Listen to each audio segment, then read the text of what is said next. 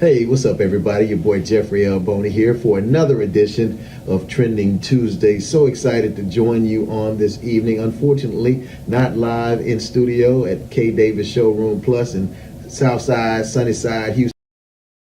A shout out to the live in studio audience that's there, as well as our amazing guests that are joining us tonight during this Valentine's week. Valentine's Day is in a few days, and we're going to talk about something that's important to all of us, and that is love. You know, love, where do we even start when we start to define and talk about love? Love has different forms, shapes. It's expressed in different ways, especially when you study love.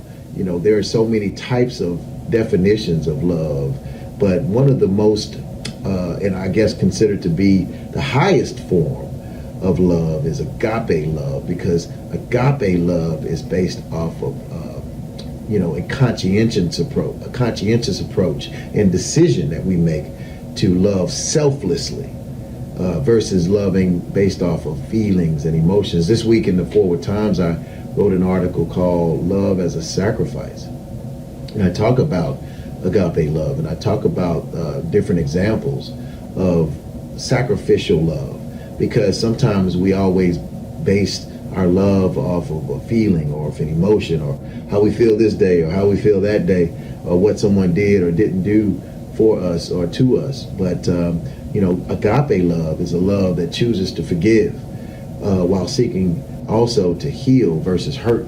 Agape love, again, is selfless in nature. It is basically a love that's selfless. It's not prideful. It's not boastful. Agape love is a love that is unconditional, and one that accepts others regardless of their faults or their shortcomings. And it also does it without expectations or seeking reciprocity. Agape love is a love that expressed for those not basically who are for you, but sometimes for those that are your enemies, that aren't for you. Again, it's a conscientious decision who've chosen to be your sworn enemies. You know, your ability to love them despite what they've done to you. Some of those people that may be ungrateful or unappreciative of the love that you extend to them. Agape love allows us to make the conscientious decision to love them anyway. And the last thing, agape love is a love that allows you to sacrifice of yourself for the good and the betterment of others. So there are a few stories that I kind of wanted to share tonight briefly about agape love. Many of you may have seen this movie. It's an Oscar-winning movie, one of my favorite movies. It is Life is Beautiful, and it's an Italian movie directed and also starring Roberto Benigni. And it's basically a comedy, it's a drama, it's a love story all combined. And it's the second highest grossing foreign film in the United States. And it truly speaks to how agape love, sacrificial love, is put on display in the most challenging of circumstances in Italy during World War II in the 1930s. So what you have is this story which chronicles the life of this Jewish man who is in Italy. So he's an Italian Jew by the name of Guido. Again, Roberto Benigni is the star actor in this. He falls in love with a young lady named Dora, who's fully Italian. And although she's set to marry somebody else initially, Guido puts on his charm. He continues to pursue her, and basically he succeeds eventually in wooing her, and they eventually marry. They end up having a son named Joshua, and they open up a bookstore together. They're living their lives. Again, this is in northern Italy during the 1930s. And eventually it's occupied by Nazi Germany during World War II. And sadly, Guido, who again is a full Jew, living in Italy, is captured along with his son, who's half Jewish, and other Jews, and they are forced to board a train headed for a concentration camp. And after Dora finds out that they've been arrested, confiscated, and were headed to this concentration camp, she rushes to the train, and she's asking around to see if her husband and her son have been captured and put on the train. And of course she finds out that they do. She pleads and pleads and pleads to try to get them removed, saying that it was a mistake, but the Germans say no, there was no mistake, they're Jewish and they're headed there. So what she does is she made the sacrificial, the conscientious decision to board that train, although she didn't have to because she was Italian. She made the sacrificial, the agape love decision to sacrifice of herself to board that train.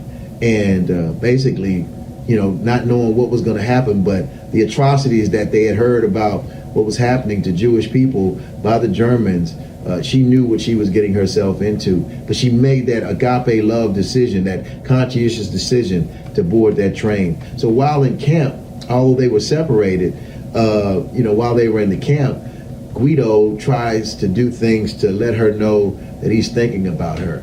So, he does various acts, like finds a record player and plays their favorite song, the song that he played when he was trying to woo her, and when she actually made the decision that he was her person. He also found this megaphone, and he starts basically making comments and saying things to let her know that not only he but her son was safe. And so the story ends. I don't want to give away the whole story, but basically he does everything to try to protect his son, convincing his son it's a game that they're participating in, and he does so, and does everything to try to save his wife, save his son, even to the point of costing him his life and sacrificing of himself. Again, a true agape love. Something else that reminds me of agape love, and one of our guests today can definitely relate to this, in that we talk about love as a sacrifice. I'm talking about none other than John Henry Jack Yates, who was, many of us know him because he was one of 4 individuals who helped acquire Emancipation Park. He was a formerly enslaved person, as well as his family, his wife and children. And when he had enough money to purchase his freedom, he did so. But his wife and his children, his family, were on another plantation when the Emancipation Proclamation went into effect. That plantation owner decided he didn't want to comply.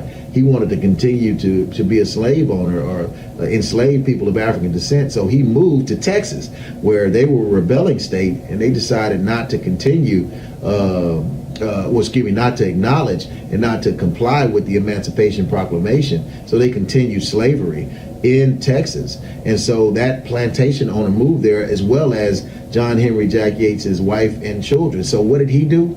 He had purchased his freedom.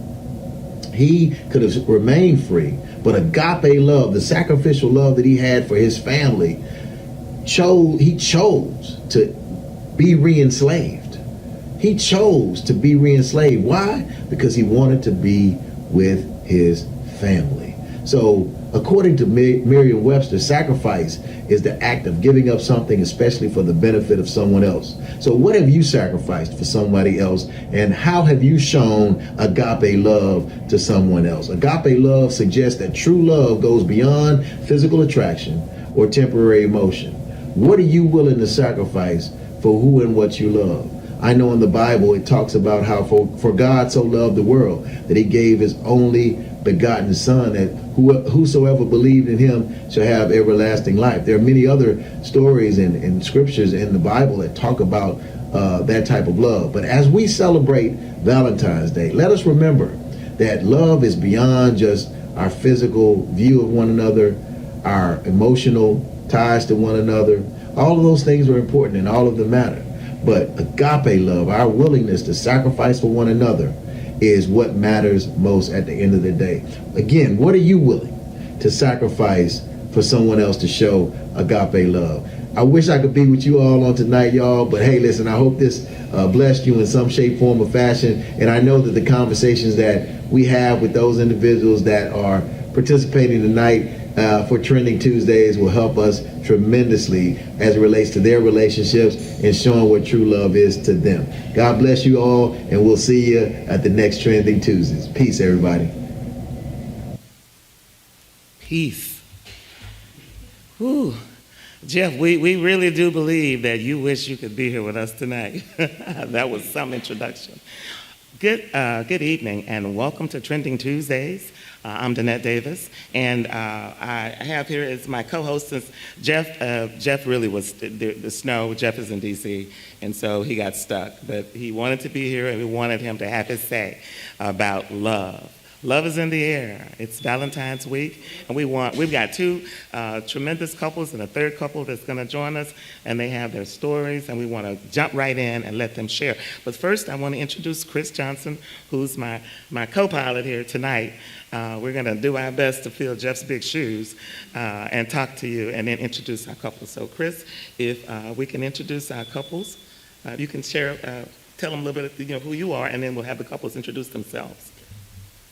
Absolutely. Well, thank you so much, Ms. Kay Davis. My name is Chris Johnson. I serve as co-host and lead producer of KTSU Impact Houston Live. I also serve as the Director of Missions and Outreach at the Good Hope Missionary Baptist Church. And I'm just elated to be here and really looking forward to our conversation on tonight, and really to hear some of these good relational tips from these successful couples. Maybe I can take some notes and it'll help me in my personal life. So I'm really excited to talk and to glean from them. When I told him Pastor Lou and Miss Bostic, Argentina James, and Roger, he was like, I'm there. I'm just, So please, with no further ado, Pastor Lou, if you and your beautiful wife would like to start, introduce yourselves and just share.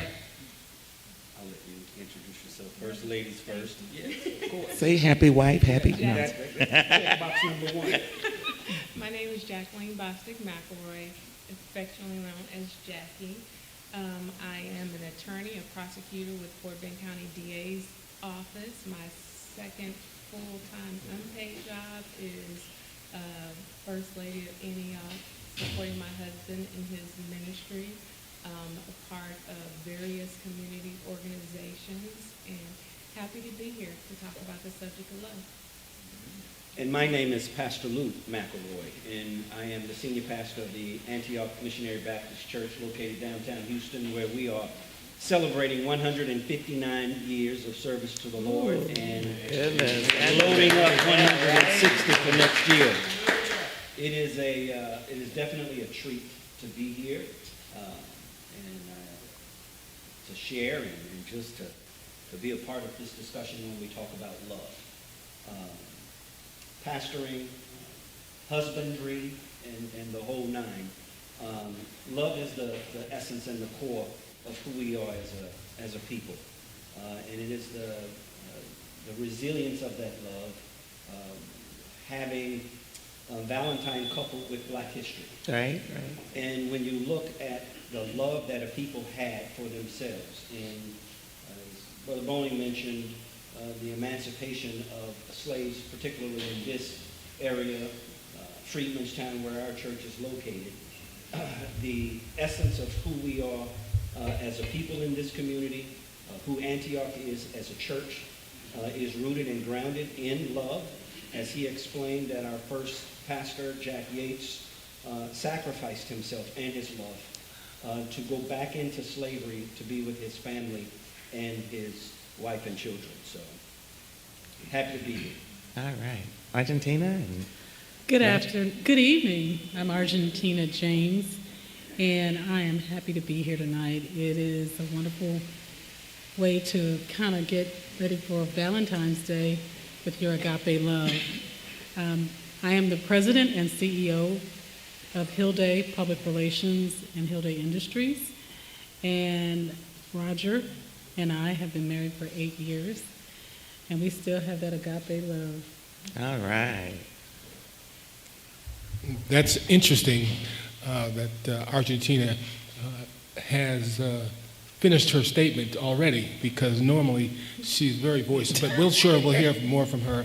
So as Argentina mentioned, she's the president and CEO of Hilday. I'm the vice president, so yes, she is the boss, and certainly recognize that. So I think that obviously, as has been eloquently stated, love is truly an act. It obviously comes from the heart, and I believe myself it's how you show you and demonstrate your love. I think Jeff Boney mentioned earlier in his statement that Jesus died for us, right? So that was his act. So on a daily basis, we've got to show our love for one another through different ways, whether it's to someone close to us, someone we don't even know. And as we continue through life's journey, it is just imperative on us to continue to learn how to love one another. Sometimes it's just saying, I love you. Okay? Oh, And it may be fixing breakfast, or it might be driving her somewhere, or it might be washing the dishes, or whatever it is. But obviously, you understand and know what that person wants from somebody else so they can feel that love. Because at the end of the day, we all want to feel special. And so how do you make someone feel special? Is by knowing what their wants, their needs are, and their desires, so you can immediately step into action and perform those things that they're looking for. oh boy. And he's just not saying those things, he's living those things, and that's where I feel blessed. One of the things that working with your spouse Okay.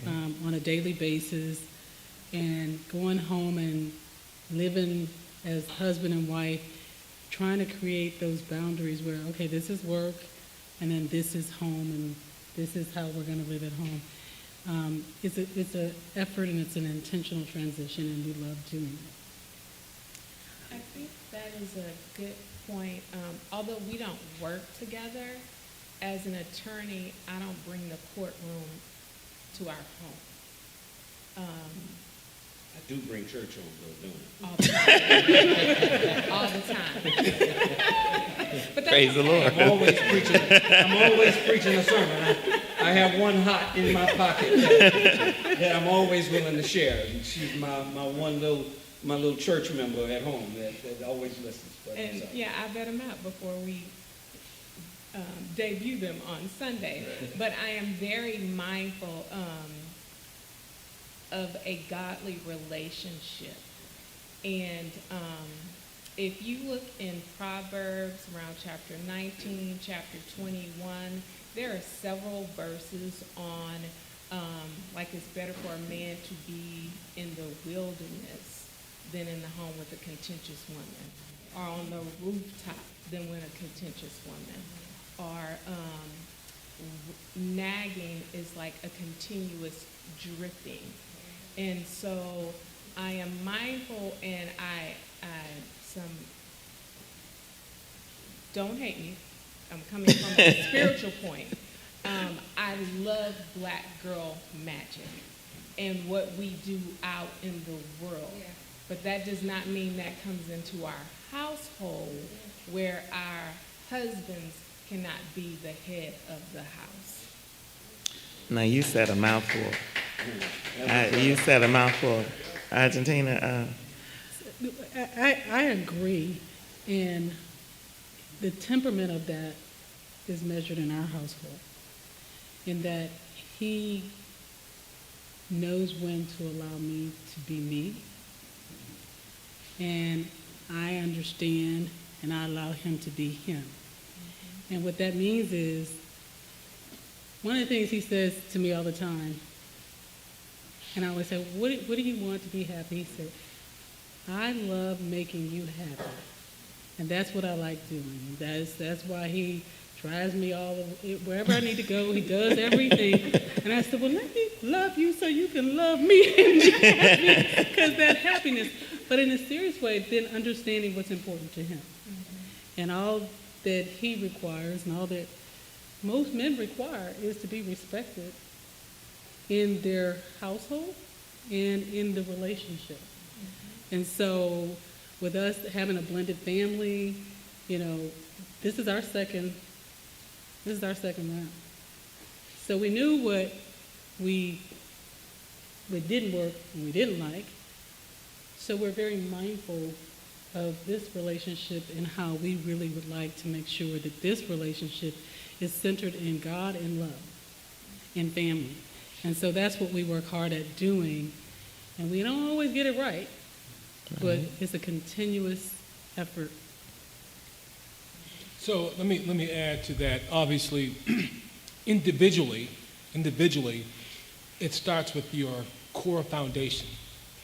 So the good news for me is that I had parents who were married for 73 years. And in that, they taught me the gift of service. So when Argentina mentioned, so I'm fondly known as Black Uber X. huh? But I do that because that's what I was born to do. So sometimes people, we talk about what's the ultimate sin. So to me, and what I've understood to be the ultimate sin is not living out what God has intended for you to do.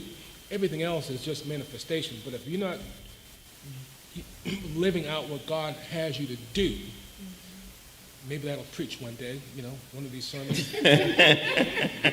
Is you have to perform and do what God has for you to do. So I firmly believe that for me, and so that's what I live every single day. But not only do I do it with my wife, and sometimes I do that with others. So I have the gift of helps, and that's just in my DNA. And from now until the time I retire is what I'm just wired to do. And the gift I have is that I can see it as it's manifesting. So I don't sit back, I can watch and I can say, okay, and I can move and know that that's what that person needs. Can I get a witness? Amen. Oh, wow. That's exciting. Makes me wonder. Go ahead. No, when Roger and I met and we were dating, I thought, I'm gonna wait and see how long this is gonna be. 'Cause he ain't really like this. We just dating. And how's it gonna be when we get married? And it wasn't until I met his mom and dad, and the way that they were with each other, and the way that he was with his mother, and how he treated her, affirmed to me how he will treat me. And so I say that about love is really, like Roger said, is a manifestation, but it also comes from who and whom we are. You know, my wife and I consider love, we don't look at it as an adjective or a verb. We have to look at love as a noun.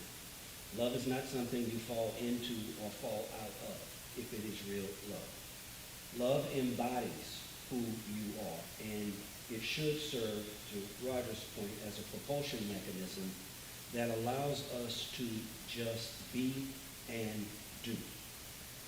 My mindset when it comes to my wife is, how do I position her to where she needs nothing?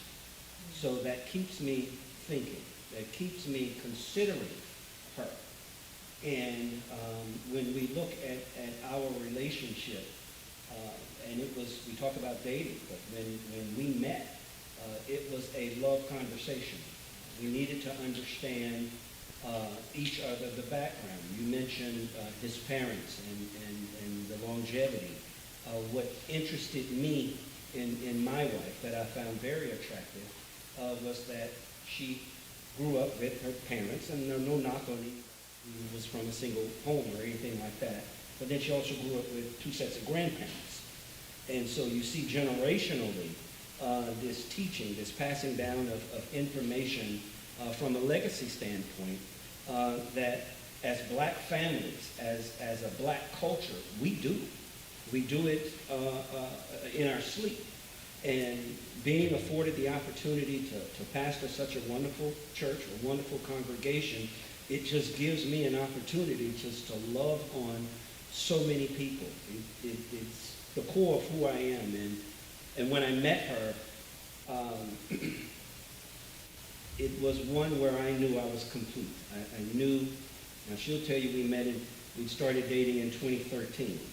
I say we started dating in 2010. She said hi in 2010. Oh, You said hi in 2010. he we go was together. done. So that's when we started in my mind, when she just said hi. Wow, wow. But when 2013, when we went on the actual first date,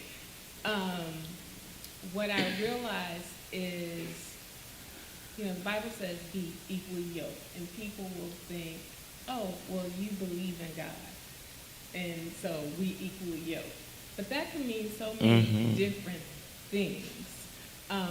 And understanding that we had similar backgrounds and growing up with our parents and having the same belief in God and the importance of education and community work. So being equally yoked is so much more than, oh, we both believe in God. The night that we met in 2010, when I said hello, we had a conversation and we were sitting next to each other at a dinner, and he was at another church as an associate minister, as he was in corporate America, and he said, I'm not sure why God has me here, but it's not, you know, until he moves me. So I was like, he waits on God. That was one thing that interested me. And then he said he taught Bible study. Okay, so he takes his time out to teach. Now, at that point, I did not know he was a minister, but he was telling me these things. And that's so much different than somebody who says, oh, I know God, or I go to church.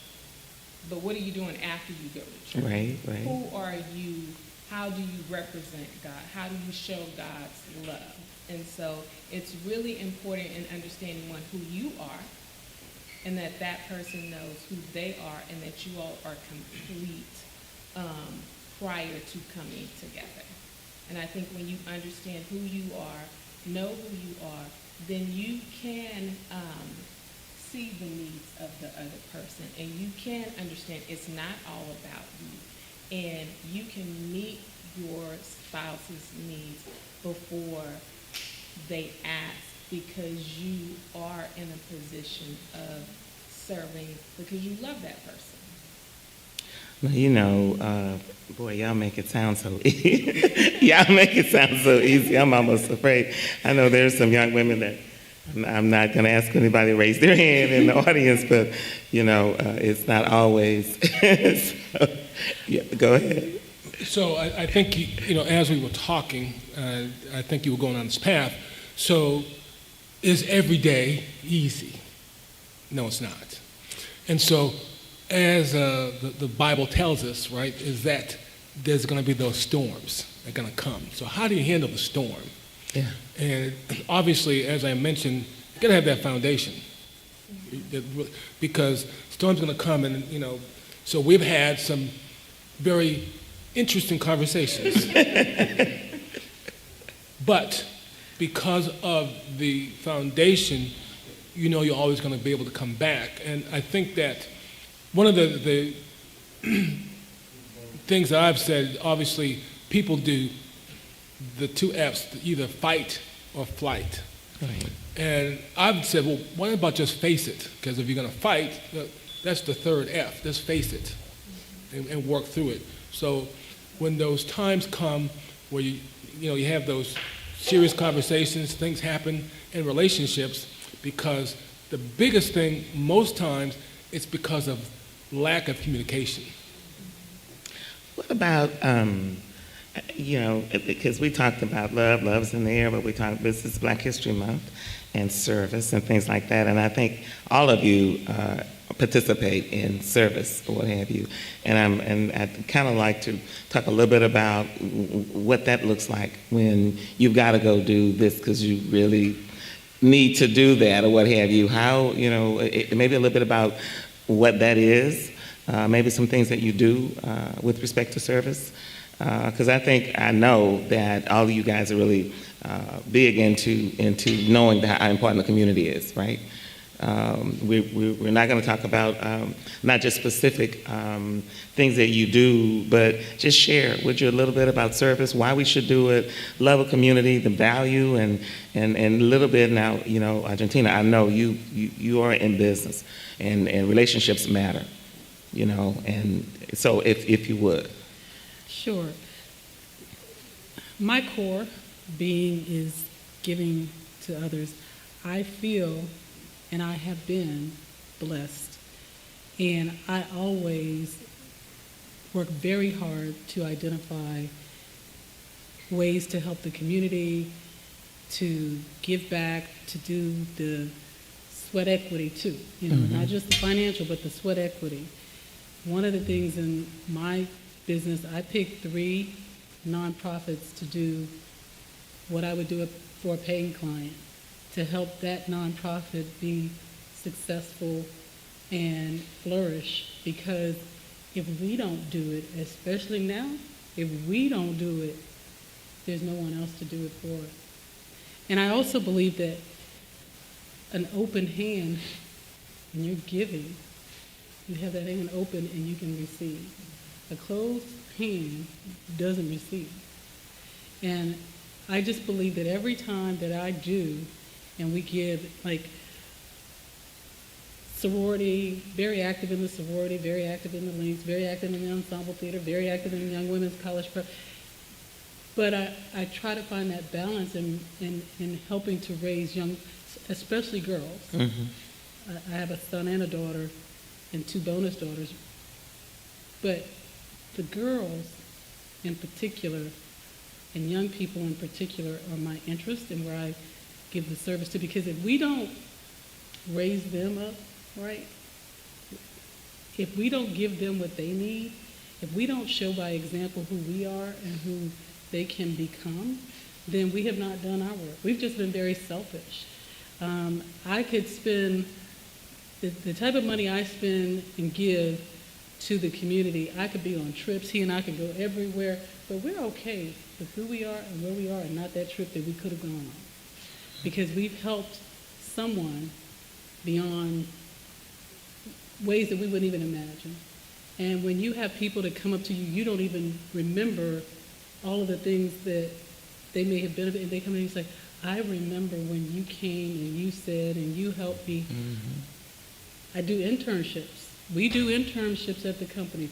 there is not since I've been in existence, I make sure that we have a high school and a college intern with a job track, not just interning, not just, just to be there to make a little bit of money, but also to have a career. So giving back, and Roger and I work in different settings where the NAACP, we work on the NAACP. We do those things that are necessary, in my belief, to help our community thrive.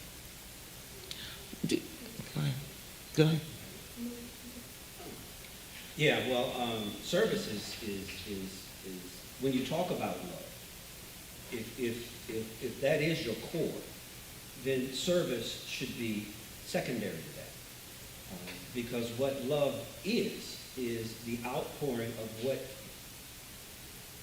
embodies you, and to be that conduit that is able to serve the community in the nature and under the umbrella of love is who we have been, I guess, even when we met, prior to even meeting each other. And I think that was one of the dynamics, is that we were able to share in a passion in community service.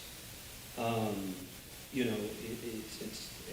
only so humbled to be in the position that I am in such a historic church that's located downtown Houston. And in downtown Houston, it is ripe for service work. Our two perspectives is our seniors and our young folk. I need the data and I need the information from our seniors. And so when we serve that community, we share in that community. My dad has a saying that says, the sharpest mind is only as sharp as the dullest pencil. And so when I sit under my seniors, when my wife and I every first Sunday deliver the Lord's Supper to 5 seniors, our most senior is 96 years old, and we're sitting at the feet of these seniors and learning about love, learning about marriage, learning about service and community work. They have been the trailblazers. They have been on the battlefield. And then we take that and share that with our younger generation as a mere conduit of everything that we possess. And so service is huge. A couple boards we both are serving on. We've adopted an elementary school in the Freedmanstown area where we're buying uniforms and school supplies. Service is key to who you are if you are loved. There's no way you cannot serve, particularly in the community, if you say love is who you are. Just to piggyback on that, so Jeff mentioned Jack Yates, Yeah. who is my great-great-grandfather, and he made the ultimate sacrifice and went back into slavery to be with his family. But when they were freed, he was not about just himself and his family.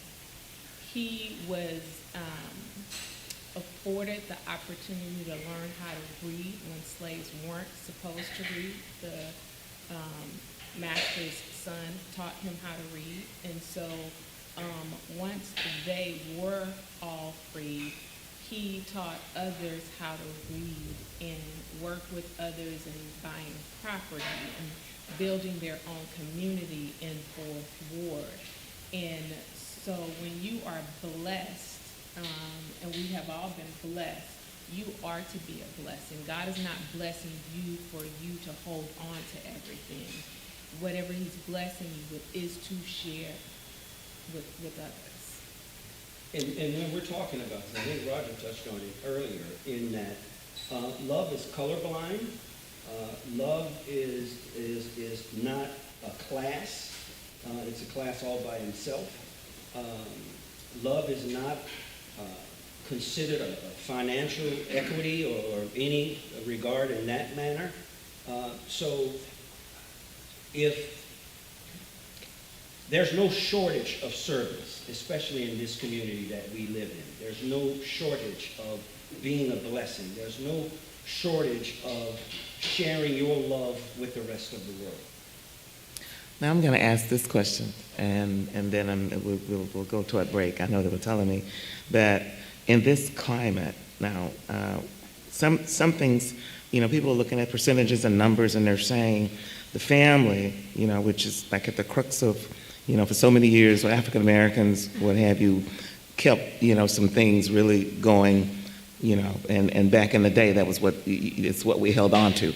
And I'm told that it's not so much the case right now, that, people are not caring that they get married or, that, all those things that family used to mean. And I'm wondering, just a little bit of an opinion about that. Do you see that? I mean, I'm told in this next generation, because, I remember when the rebellious, in the 70s, we were kind of rebellious or whatever, but, we still wanted to get married. We still, those things were, but I'm not so sure if that's where we are now. And I'm just wondering, just a little comment from you about that, like the fact that women will, I'll freeze my eggs and, wait. Those kind of things that are going on. It's real. So what's your thoughts? I will share. When I was growing up, I had a plan. I was going to go to college, graduate, and then I was going to get married. I needed to be married by 25. I had my whole life planned on how I wanted it to be. And I worked that plan, right? I was married at 24, getting ready to turn 25, because that was in my head. And I wanted to have a child by 30. I had my child at 30. And then what I figured out is, and that doesn't always, that's my plan. That wasn't necessarily how the Lord wanted me to play it out, right? I had 2 beautiful children as a result of that. And I have a friend who's an ex who's a friend, but that wasn't where I needed to be. And then so after that I said, you know what? I'm not getting married anymore. And then this man was like a bad penny. Everywhere I was, he was just there. And it wasn't like, it just happened that he was there. I normally went to the church at 10 o'clock. That particular Sunday I went at 8 o'clock, and that's the service he went to. I was like, he's everywhere. And then as a part of getting to know him and know who he was, I was okay with being married again. And to me, being married and having a relationship, a committed relationship, is very important.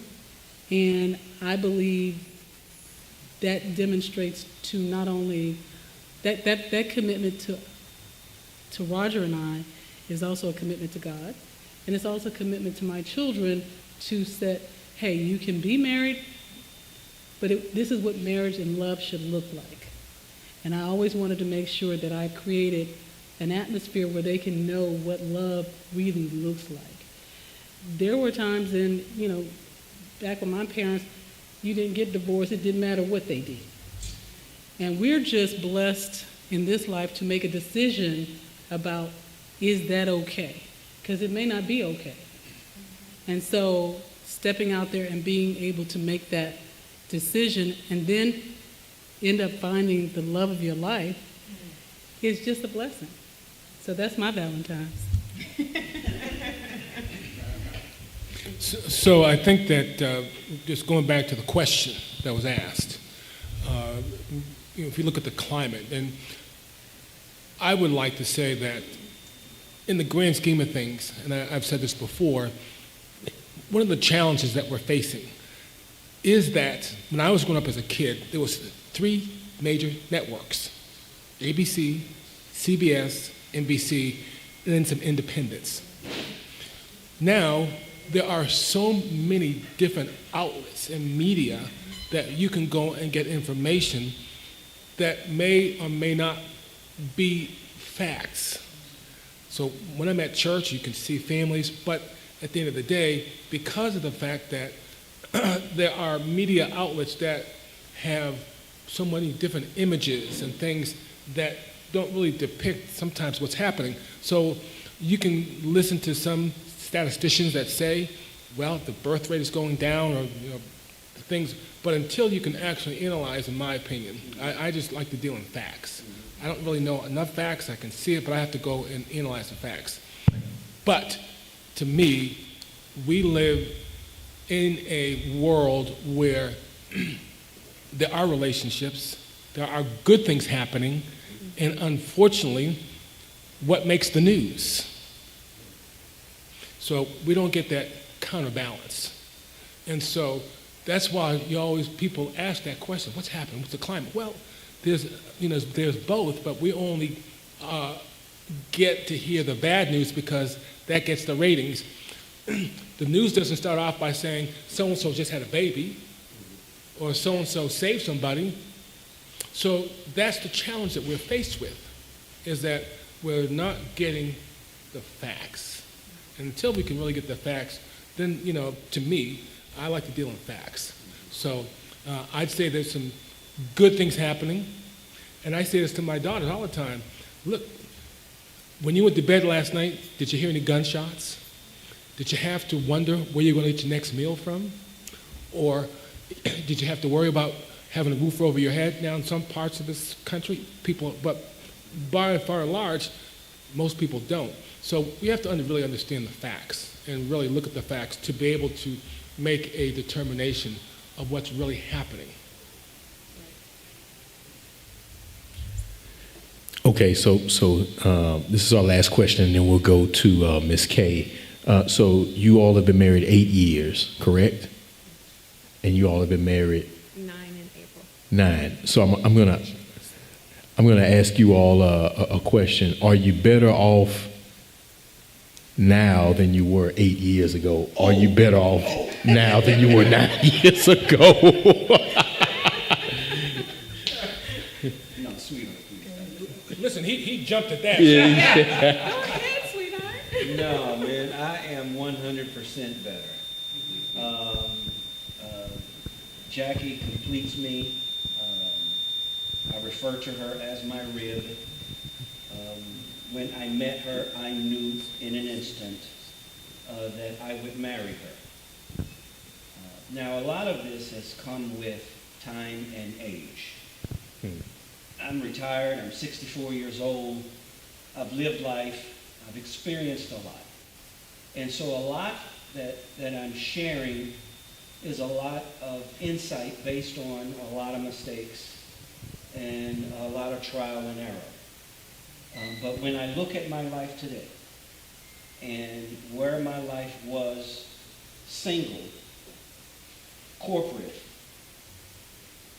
and all that I could do when I wanted to do it, how I wanted to do it, nothing can compare to sharing my life with this wonderful lady. Had a happy life, had a great life, and lived a single life. But when God presented her to me, it was a wrap. I was done. And so since that day to this one, and in the moment, I'm going to look at it just smiling. Happy Valentine's Day. Well, but that's it. Yes, my life is 10 times better. all right. We're here in the break, and man, love is in the air. Yeah. Amen. But I guess this person standing on the side of me. You're not married, are you? No, I am not married. Okay, so are you encouraged by what you heard? Well, see, they missed like how did y'all meet each other? Like, where's this dinner that you were invited to? I mean, because nobody's invited me to these dinners. I mean, we missing the first part of it. How do you connect with these people? I mean, it's not like us singles want to be. I mean, we're going to be content with whatever situation that we're in, but we just need what's the connecting points here? So what I always share with people, when you're not looking for something, that's when you find it. They always say that. And let me just say, I had in my mind, I didn't want to be married anymore. I'm just good. I just needed to get my business going. I was working and I was trying to, I had teenage kids that I needed to make sure got through college. And so my mind wasn't in a relationship. Let me find a man. How I met him was I was working to try to get my business certified, and he worked for the city at that time doing that. And I was kind of mad at him because I kept calling and I thought he didn't call me back because I needed him to get this certification to get this project. And so when he had been calling me back, but he was calling me from a number that had somebody else's name at the office, it was like, I don't need him to call me back. I need the guy that's supposed to help me. And so I went to City Hall for a meeting, and he was in there in the room, and I was like, he was like, hi.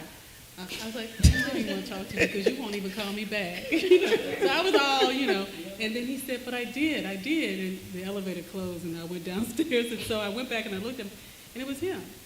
And so he did help me through, and and he kept on saying, well, let's go to lunch. I don't want to go to lunch. I want to get this done. And again, everywhere we ended up being, unintentionally, we were there, and I kept seeing him. And I said, well, let me give him a try. Let's go to lunch. So that's how we went. So not at church.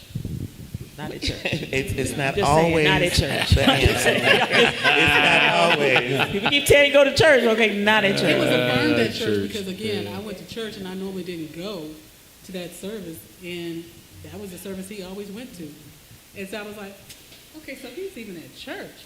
And it was on the first Sunday, and he was helping in the church for him first Sunday. So I was like, okay, he really is, serious. So patience. I guess. Yeah, it's Patience. It's Yeah. patience.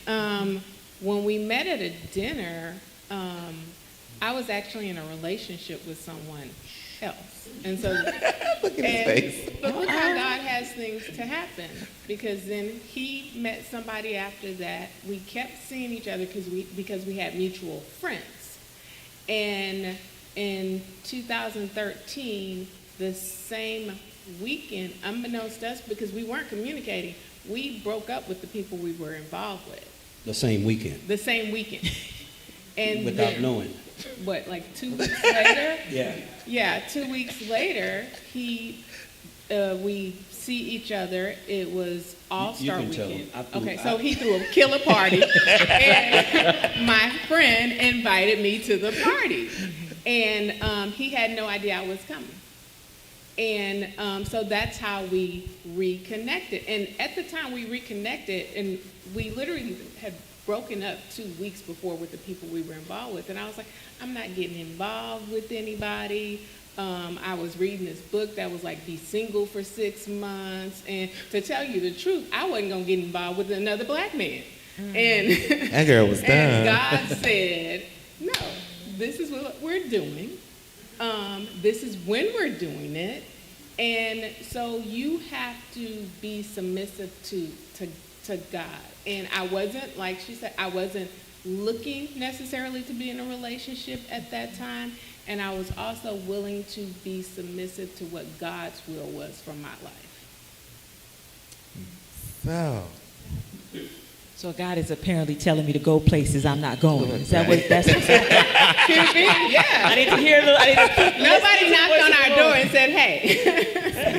This is Buki Roach and Buki is a local comedian. But I know she's single, but I also know she's a Christian woman who is, in fact, would love to be in that great relationship. Right quick regarding. Yeah, absolutely. When I was single, I did make a commitment to God that He would prepare me, if it was His will, for whoever it would be that I would meet and ultimately marry. Now, in that commitment, part of that commitment, majority of that commitment was about loving myself and preparing myself. And He worked on me for 10 years by myself to where I went to counseling for myself during those years. You're going through relationships, after relationships, and sometimes being single, what we bring to the person that we meet is what we were allowed or what we did in the previous relationship. And so you may meet a guy or a gentleman may meet a young lady, and the first date is a no-go because they did not do some things that you liked or did some things. Well, how was I supposed to know what you didn't like on the first date but yet you've measured me and canceled without communicating to me who you were, what your expectations was. Case in point, I'm single and just bought a two-seater with a drop top, and and I'm courting heavily. I'm courting heavily, and I've got Rockets tickets, and hey, babe, you want to go to the game? Okay. And we go to the game, and the top is down, and I pull into the, Roger, I had that whip turning, and I pull into the parking lot, I hit the button, reach in, I hit the sun visor, the tickets come out, and then I get out of the car, and I walk toward the game, and then I heard one door close, and it was my door. I didn't hear the second door. So I stopped and turned, and I'm about 20 feet away from the car, and she's in the car. And I've got a decision to make at this point. Do I go to the game, or do I come back and open up her door? Now, we don't know each other from Adam at this point, but I tell that story because that's a teaching moment in that when you are single and you are dating is the perfect time to establish those boundaries, set those expectations, Right. because I am now opening up doors today. We got out in the parking lot. I came around. I've been opening up the door since the Rockets game. But that was a teaching. It was a teaching moment in which she let me know that as a woman, now I don't know, I didn't ask her if I went to the game, what would have happened if she'd have still been in the car or not. I didn't wait. I went around and opened up that door, and I'm opening up doors today. I say that story to say you have to be true to you and your relationship with God first. Because whoever he is, he will be a gift from God. You just have to make sure that you're ready to receive that gift. And I'll take it another step. Okay. I'll take it another step. Look, I was not trying to be somebody I wasn't going to be while we married. So Roger knew up front, I'm not a domesticated woman. Okay? Come on, man. I don't. I love it. Right on. I Right on. don't like to cook, but I can cook. So when I want to cook, there's certain things, he likes to cook, let him cook. I enjoy his cooking. And so when you start a relationship pretending like that's what you're going to do, Right, and pretending that's how right. you're going to be, Right. and then you get the ring or you get the date or whatever you get, and then you're not that. Therein lies the challenge. And when you are trying to date someone and wish they are something, you're going to remake them into what you really was looking for, That's it. or thought that person can be, you're creating it's a bad situation. And so if you now I did get him a new tie. Okay? But other than that, at the end of the day, he was perfect inside and out. And he understood that that's what, and go back to also making sure you take care of yourself. And I mean, ladies, you can't be unprepared. And what I mean by that, internally but also externally, take care of yourself. And don't do it to get the man, and then after you got the man, you let yourself go. And so to me, it's really important to make sure. Now when we got married, I said, okay, so you know my nails and all this stuff you like, it's in the bill. It's a part of the bill. It's a part of what we spend. So don't get mad, because we're going to spend it. That's a part of the deal. That's what you like. That's what it costs. And so at the end of the day, if you're not upfront with that, then at the end of the day, and you try to switch up when you get married, it creates the tension and the challenge. Oh, wow. See, now, I think y'all just help somebody. See, they came with it, right? See, now that's we wanted to do the lovely lovers in there. And then I wanted, because I know that there's some women that will hear those messages, too, that you gave it to us straight. Because that's the kind of things that, because you can say all the things, but at the end of the day, when someone's really looking for that love or what have you, and they're willing to, then they want to know exactly really how that. So you guys, that was perfect. Can I just say that I think you cannot get caught up as young girls, we are taught about fairy tales. And you have a happy ending at the end of the fairy tale, but nobody tells you what the happy ending is. Nobody tells you what happens after that. And so there is sometimes this fantasy of this is how this relationship is going to be, when all the things we discuss here today is the true essence of a relationship. Understanding yourself, your mate understands himself, understanding about compromise, understanding about service and love, being patient with that other person, understanding that that person is an as-is package and so are you. And being realistic about who you are, and is this something that you really want?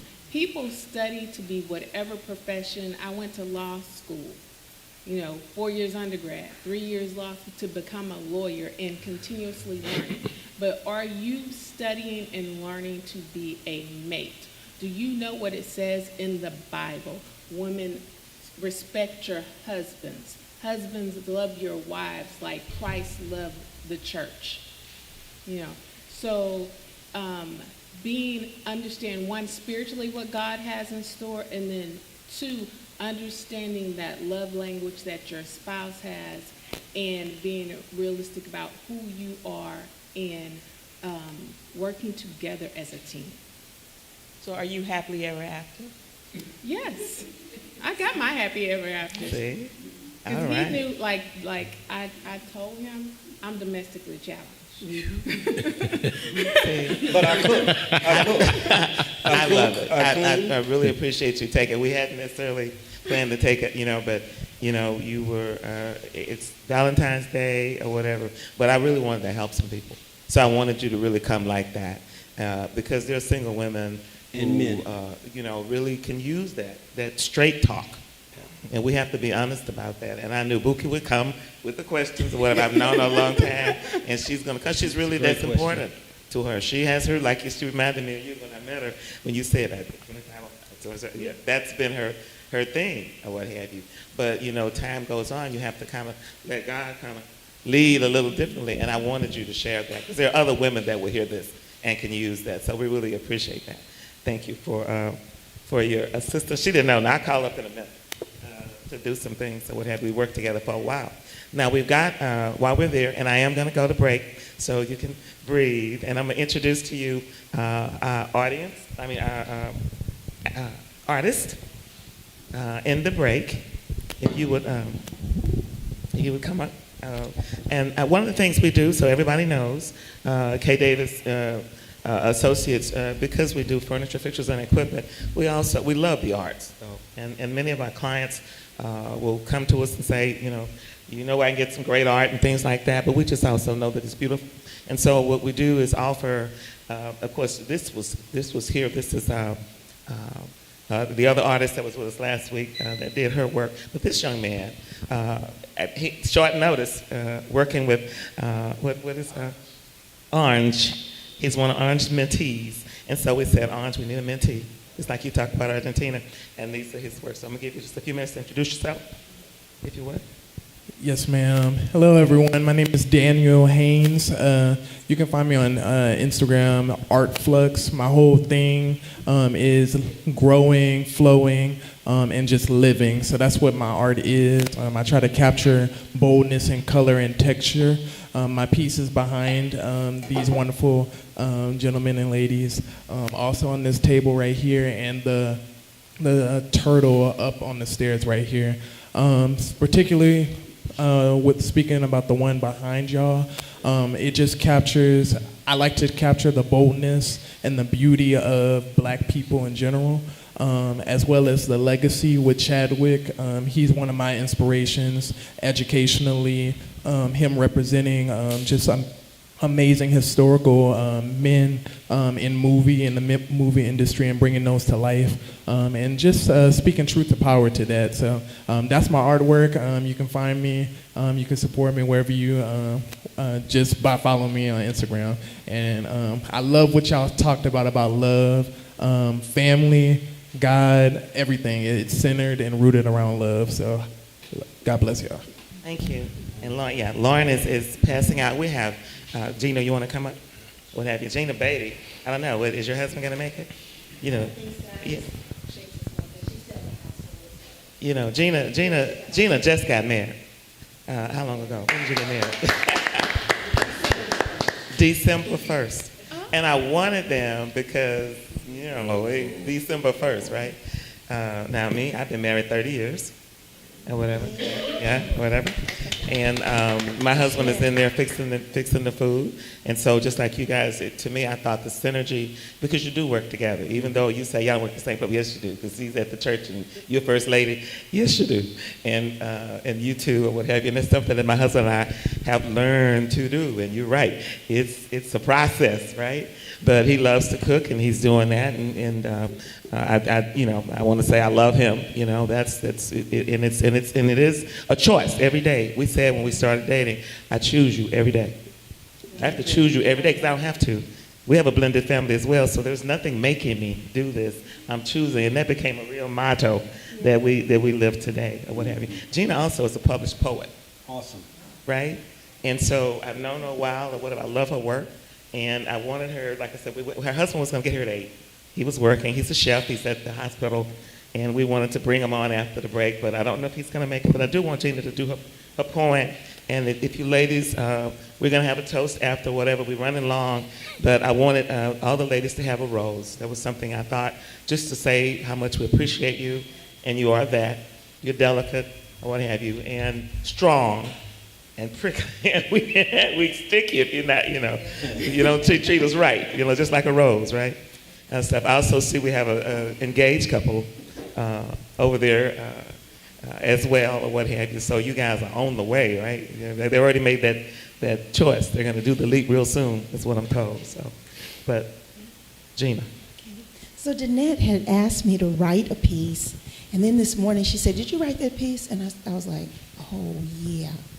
So I wrote this a little earlier today, and it's called Black Love. Black love is a beautiful thing. Black love is in the songs we sing. Black love is unique. It is deep, like the oceans we've crossed. Our hearts we guard because you know us, we love real hard. Black love is colorful and complicated like kente cloth. Black love is sweet like Big Mama's tea cakes. It is the mental and physical intimacy Black people make. Black love was passed down to us from the ancestors who were wise. There are healing voices through their most excruciating cries. Black love is our heartbeat, drum sounds where our ancestors' souls would meet. It is the rhythmic tapping sounds through the movement of our feet. Black love is a cool walk and straight talk. Black love gives the best hugs, but keeps it real with those get your mind right slugs. Because Black love knows how to keep it real. Black love knows how to make you feel energized, important, beautiful, special, and motivated. Thank you. All right. We got one more for you, and this is Ken Mays. Ken Mays, all of us were in Kingdom Players, or whatever, which, at the time, Windsor Village United Methodist Church some years ago, what have you, there was a Kingdom Players, because it was a theater ministry that I started, and we ran for 8 years straight, what have you. These folk, when you meet people and you meet them in Christ, somehow, I don't even know where they go to church now, you know what I'm saying? Because I'm at Hope Church Pearland, what have you, but that connectedness that we had is still here. So if I tell Gina, well, can you come up with a poem, whatever, and then she wrote it today, that's just an expectation. Ken, I said, you come, and he said, can I bring my books? He's got these Christian poems that he writes. I go, sure. It's that kind of relationship that's love. Mm-hmm. See, that's that other kind of love. You know what I'm saying? That I think Jeff was, talking about as well. That's who we are, and I'm sure you guys, with what you talk about, because it's harder to do it with your spouse. I want to say honestly, that's some of the hardest, because some folk around you all day, all night. They know you, they see you. You can't hide from them, right? You can't. It's like looking in the mirror and stuff, because they just right there. So I know that's hard. That's why I wanted to hit that first. And then the next level out becomes our friends and people that we trust, because we don't trust everybody. And so, Ken, if you share with them just, and if your poems and what you've got here. Okay, I write poetry, and I guess through my journey in this life, 72 years, I've learned that through the ups and downs we go through turmoil, that life is basically a beautiful thing. And the way we get through it is, as we go through this journey, this dance we call life, we let God lead. And everything will be all right. Everything is lovely. Everything, you're never alone as long as you have Jesus on your side. And it's just a great life you have. So I try to inspire people to not let it get them down, the ups or the downs, but always stay positive, focused. And if we got time, I'd like to read one. Oh, Lord, how long is it? Wait, this is not poetry hour. Oh, okay. Well, I'll skip it. We can have you do it after the show. We're done, Okay. because we're live. We will let you do it as you're eating and drinking, whatever. We're not going to prolong this, if you don't mind. I'll let you entertain along with our saxophone player. Is that good? That's good. Okay, cool. Because Gina's husband made it. Jesus. Okay, that's wonderful. We're gonna go back and finish up. And Chris, I want you to lead, because see, I'm trying to. We wanted to stay wonderful and love is in the air, with them stuff like that. But you saw how interesting it got though when we kind of got people to push a little bit. Yeah. I know we have the newlyweds that are here, and I know we're in an interesting time, and we're not trying to make it political, Chris. Oh, no, We're not trying to do that. No. But we do want to, I think, kind of get their opinions. These people are important. I think you guys are important in the community, and I think it matters what you think. Whatever we're talking about or whatever, keep it light, Chris, but it matters what they think. Sure. Okay? Sure. All right. So if you guys want to just introduce yourselves, I'm going to turn it back over to the show. And you can introduce your new people, and I'm going to come back around. Are we introducing ourselves? Yes. Oh, okay. I'm Donald Davis, Gina's husband.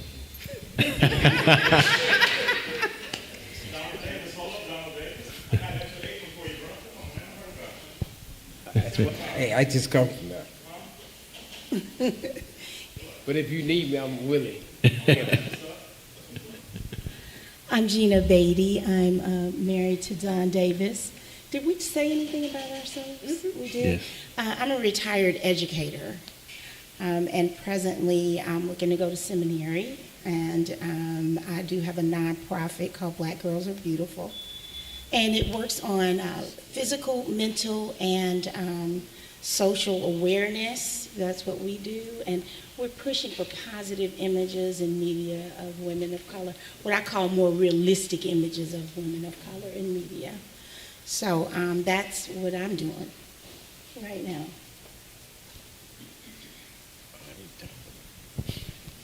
Oh, I'm a chef at Memorial Hermann and St. Luke. That's why I'm just not getting here. It's been a crazy, crazy day dealing with diets and stuff like that, but we are here. So you B1 Red Elevators. I'm who? B1 Red Elevators. I guess St. Luke's Hospital. So we've been having a conversation about love and love in all of its different expressions and variations. And so, the two couples that are seated to your right, is that your right, have all talked about the importance of love and how it's manifested itself in their relationship. Can you all talk about the importance of love in your relationship, especially as newlyweds? Kind of talk about how you all met and just some tangible expressions of love that you all show each other in your relationships. Okay, what we say all the time is, you need me to pull up the mic? Oh, you good? Whichever one works best for you, brother. Okay. There's two sides to this story, actually. The way me and Gina met was during the Christmas holidays about 2 years ago. I'm very, very busy. I'm very busy all the time, going from one place to another. I'm a workaholic, basically.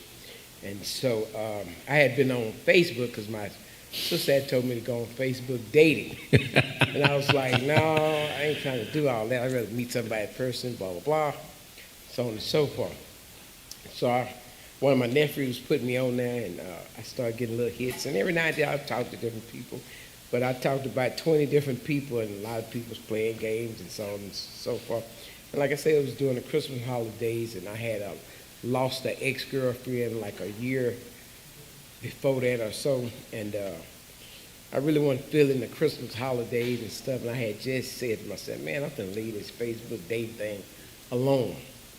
And Gina, a little page came across. She had the Afro puffs, kind of remind me of back in the day when Soul Train was big and stuff. And I was like, oh man, I say, and she's like, oh, I'm an artist, I'm this, I'm that, I'm a poet. I said, oh Lord, let me see. I said, let me just see what she's talking. Let's see what this sister's talking about. You know, everybody got a story.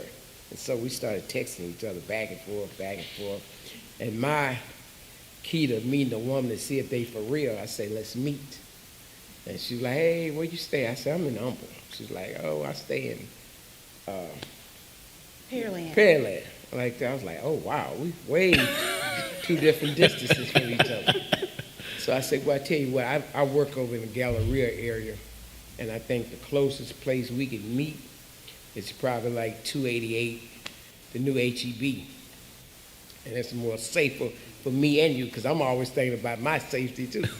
You know, because people, people play games, man, like that. And so I was like, hey, you know, and then when the time came, she's like, I'm sorry, I'm running late. It may be a little while. I said, oh, Lord, here we go. So I went over a buddy of mine's house. I said, man, look, I'm letting you know. And I called another buddy of mine that stayed in Sunnyside. This is where I'm meeting this female. And just if I call you, let you know something going down, be ready to come. And they was like, okay, like that. So I got there first. She's like, oh, I'm on my way. I'm just stuck in traffic, blah, blah, blah. So I had been there waiting, went in HEB for a little while. Then she finally showed up, and we met. She was at the end of HEB, and I'm like, I'm down here. So I walked down. She had like this big poofy hair, and at the time I had dreadlocks. So he had big, let me say this, he had big poofy hair too. Right. So we were like twins. We had our glasses on, and we both had big poofy hair. We both had the natural stuff going on, right? Right. Right. And so I told her to get out the car because I thought she was taller than me. She got out. And so I said, okay. So let me say this. I started checking the boxes, right? To just kind of looking around. The first thing he says is, well, I went in and got some soup for my mom. I said, okay, he's going to check on his mom. He's about his mom. And then I'm going to go over there and I'm going to see about her. She hadn't been feeling good. So I said, okay, he's checking off the boxes. And so then he started talking about church, and I said, okay, he's involved in ministry at church. And then it was something else that really got me. But what was going on was I started just kind of letting things go a little slow, and come to find out, at the time my dad was transitioning, and he was so patient. He was so kind and so loving, and his family, I met his family, and they were the same way. And it was just, we started just connecting. When I found out he had a passport, I was like, oh yeah, Yeah, this is, God sent you. You are it. And so we ended up, really, he became my prayer partner, my shoulder to cry on, a protector. And I remember my mom, when she met him, she said, now, I'm going to just tell you, she's, her dad spoiled her rotten. She's just spoiled. And the first thing that came out of his mouth was, well, great. I just get to keep doing it. And her eyes got real big. And I said, okay, this is it. This is it. So we have been together 2 years and about 2 months. 2 years and 2 months. And then we got married, of course, December 1st. So this past December 1st. Congratulations. One over. Congratulations, yes. Had to get her, man. Had to get her. You know what? Just a comment. It seems like when you're at your wits' end, when you are about to say no and just give up, and I don't want to do this anymore. God has you in that position of surrender, to where He can then bless you how He wants to bless you. And so it seems to be a common thing when you find that love that is in the air. I just love listening to you all stories, and as I'm listening to my brother here, I'm thinking about what Brother Roger said earlier. When you talk about all of these different sources that people formulate their opinion of relationships from, right? And you take that and then you weigh it against the real life experiences that you hear tonight, and it's something completely different, right? Because what I hear is patience, what I hear is understanding, what I hear is introspection, what I hear is love language, right? What I hear is honesty and truthfulness, two-way relationship, conversation with God, and these are all different components of relationships that you don't really hear much. I'm really curious to hear from all of you all. How did you even get to this place together? If that makes any sense, right? Because it is a journey together, right? And so you hear Pastor talk about getting out the car, right? I mean, you're kind of like the apex of bachelorhood at that point, right? And then you have this epiphany. Yeah. I mean, and then you hear Roger talking about his journey and your journey in business and, love language and watching it for 73 years, and then it just kind of comes together, and then you all meet each other. Talk about the journey together. Well, I could start off. To me, I think the overall journey is you got to be a person that's got your mind made up, that you're ready to go forward in life, that you're tired of being a bachelor or a bachelorette. How do you get there? How do you get there, man? And you gotta pray to God that, hey, send me the person that's for me. Yeah. You gotta be honest with yourself, wholehearted honest, that this is what I need, this is what I want, this is what I'm longing for somebody that's compassionate, that's something for me. And that's how it was for me. Right. Because I had been a bachelor for a long time. I dated around a long time. And Gina always told me, yeah, you kept on picking the same type of girl. It just had a different face. So, and I must say I had a certain type, like she always told me, that when you're a type like you thought it was. So you have to put all those little things away that you think was your type. You got to say, hey, because she was patient, she was sweet, she was loving, she was how you say, charismatic? She had all the things I was looking for in a woman. Everything I was looking for. And like these ladies on the panel, we have something in common. Our commonality is that I don't do the cooking either. That's his thing though. He comes in and I'm thinking, well, I retired. So I'm thinking, okay, well, I'll do this. But he's like, no, you don't. I got it. So it was like a puzzle piece. It was like a puzzle piece. It was who God made for me. And that's what we say, missing puzzle piece. And I want to tell people this one thing, and then we can move over to the next couple. I want to tell everybody that's single out there, people that's dating, you don't have to go through all that running behind somebody, calling people, hey, where you at, what you doing. When God sends you the right one, it's just going to be just like a puzzle. It's going to be easy. She's going to be there for you. You're going to be there for her. It's going to be the one thing that you're missing. All that running behind people and chasing people down and trying to find out where they at and fighting them and all that. None of that. None of that. It's going to be everything you want and more. Yeah. Once you surrender to the person you want to be with. I ain't going to say it's going to be perfect, but it's going to be what you need. Amen. Yeah. What I will say is, in terms of the track, every day we start our day with telling each other that we love each other. Wow. And we say it to each other to see, whoever's the first one that says it, the other one says, I love you too. And so I don't want to be the two all the time.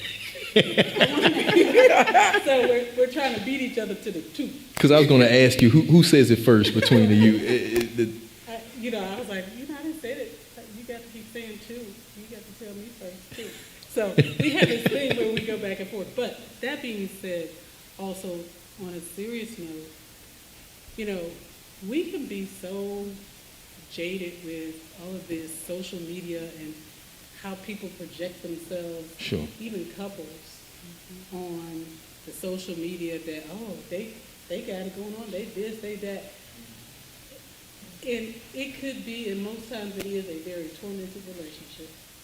Because if you got to tell everybody, right, all day long, where you got to buy boo and this, you don't need all that. Yeah.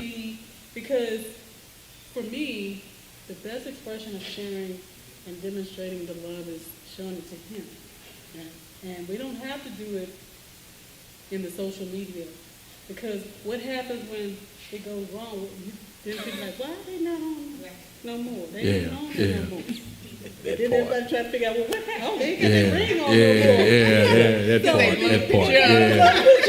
They're like, oh, okay. So at the end of the day, I think just truly being authentic and being who you are and just reminding the person that you love them is really an affirmation of the relationship. Now, with you all being high-profile couples, right, in the spotlight, business, ministry, teaching, culinary, high-profile meaning in the public eye.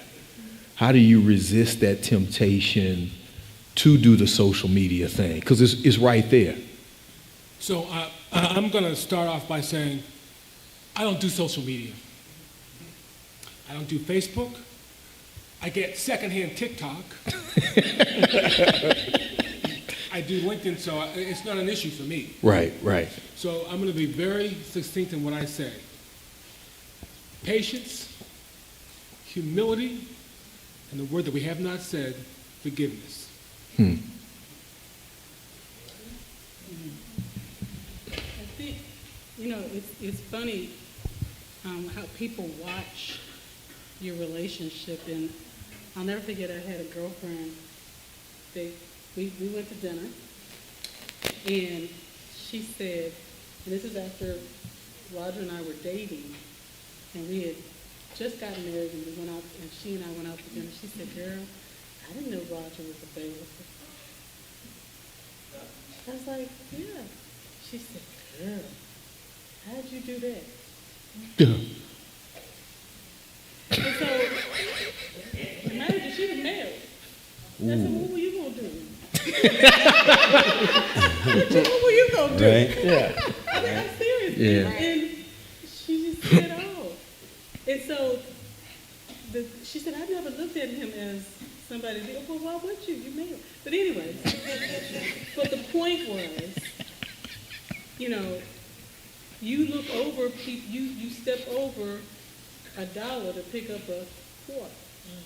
Talk, And sister. so when you are Talk, looking sister. for your quarter, you've had $1 right there. You just didn't know it. Amen. Talk, So- sister. Welcome to K Davis After Dark. I'm your host, Chris Right. Johnson. What's up, Doc? You know, when you talk about community profile, those kinds of things, I think you can see and I can measure the humility and humbleness in everyone in the room, that it is not a badge of honor. It's not a thing that anybody sought out to be. However, being a couple in ministry of a church such as Antioch, there's no ducking, there's no hiding who we are as a couple. And it is our love for each other that we feel safe and secure enough to share with the rest of the world. In doing so, it's no particular intent, but if it encourages someone, if it gives someone hope, if it is used to express, and people learn about us even more, because our lives can be under, not saying that it is, but it can be under scrutiny quite a bit when you are at such a level of visibility. But it's one you just have to embrace, you have to trust, and in that public expression, be mindful of who it is that you are expressing your love to the general public and out there. And so I think in our personal time and the preparation that we have set forth there, it's like we walk around with blinders on and we are not cognizant of the broader picture and the public eye out there. I tell her, from the pulpit, I'm in the middle of a sermon, she's late, I'm at a visiting church, she comes in, I stop my message because I thought she was so beautiful that I'm in the middle of Lazarus coming out of the dead. Yes, sir. I understand exactly what you're saying. And preachers on the DS, man, go keep preaching. I can't. She walking in. She got to sit down. But Yes, sir. it's just Yes, that sir. love, man. Yeah, and, man. and when you're full of it, it just comes out. Yeah. Yeah. So. I use our social media. Really, if you see my page, a lot of it is going to be the sermons or our family time with my mom. And I use it as a testimony. You're not going to see every single thing that we're doing. But I try to use it for a testimonial, encouragement, lightheartedness, and just an expression of who we are. But it's not to boast or brag, because none of those things are on there, but just communicating that love that we've been blessed with. Sure. All right. Oh my goodness. I hope everybody has enjoyed this Valentine's deep dive. That it's what I call it. I think when we advertised, we talked about love and Black history. We went a little bit there. We talked about love and community, love and the rodeo. But since we'll be in February for a while, we can kind of go to the rodeo on the next show. Mm-hmm. We just thought we do this, and I really think this helped some folk. Y'all don't realize sometimes how people don't think that this is real. This is a thing that exists, because if you, go ahead. Just one quick thing. The journey for us together, we sat down at the table and we said, whatever the person did before, I didn't do that. Because oftentimes people come into relationships and your mate may have done something, but it reminded you of something that happened, and they're two totally different people. The intention and the meaning is not the same, and so you have to see your loved one for who they are. And that was huge for us to sit down and have that conversation. Whatever happened in your past, I didn't do that to you. And we're not bringing that into this relationship. I opened up the door. Close on that one.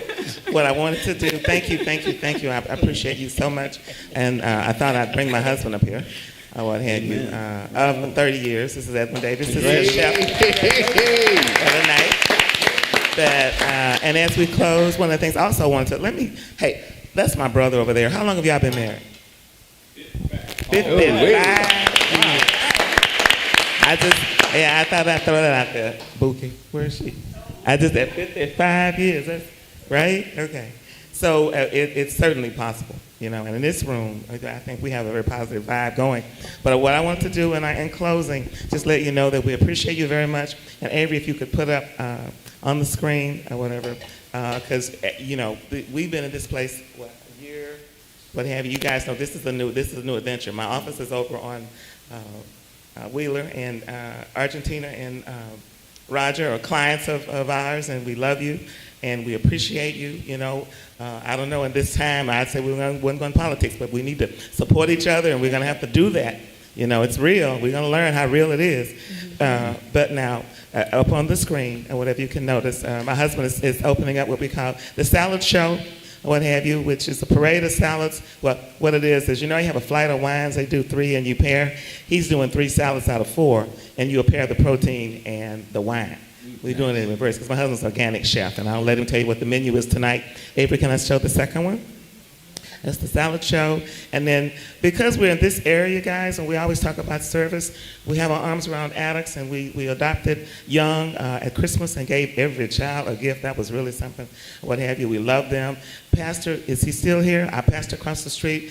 We have our arms around the church. He worked with us. So now from 11 to 2, on Wednesdays, Thursdays, what have you, they can get an organic, it's small plates. And we're just doing $13. We're just like they can go to H-E-B somewhere and get things, but it's organic and it's right here in the community. We were told this was a food desert. We say we decide. That's right. We you know what I'm saying? You don't let people, just like you were saying, Roger, you don't let people, I heard you.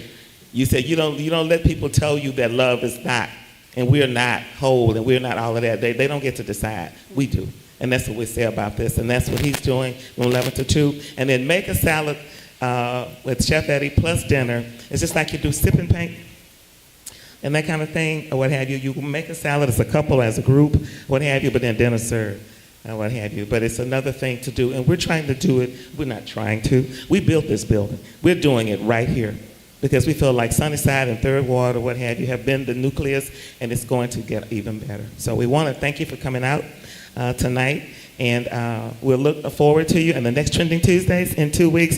I want to thank my guests, and dinner is served now. Oh, you want to share what you prepared tonight? Hey everybody, happy everything, glad you guys came. Oh, I get so mic nervous, but kitchen aggressive. So what we got tonight is a twist on Chef Eddie's turkey neck soup. It is loaded with organic vegetables and herbs and butter reduction, wine sauce as well. Kale is also included with it. And then for side dishes you have organic black-eyed peas, organic jasmine rice, and roasted carrots, and of course sauteed mushrooms. So I think that you'll get a kick out of all that. And also for the beverages we have infused rosemary water and my favorite hibiscus tea with a little bit of agave sweetened. So it's not going to blow your sugar off the scale. So enjoy, and I just got one more little thing to do before we let you guys go.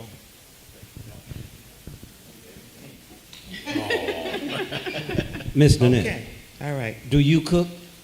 Who, me? Yeah. And I do. we have a blended family of 3 kids. And yes, and sometimes he will do all of this and he comes home and I'm grilling. and cooking. Oh, he wanted to ring the bell. He said dinner served or whatever. Yes, I do. People think that. They say, oh, she doesn't have to cook. No, you have to understand. It's kind of what you said earlier. Y'all, I was listening to y'all.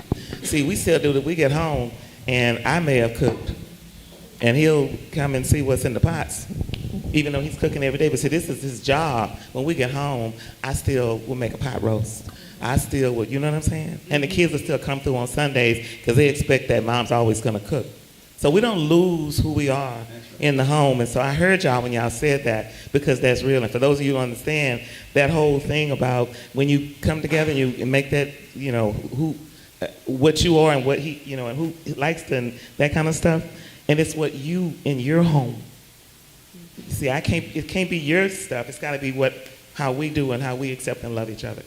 That's why I said, do I cook? Yes, I do. And I like my cooking, and so does he. So we're going to close with that. Thank you, guys. We'll see you next time.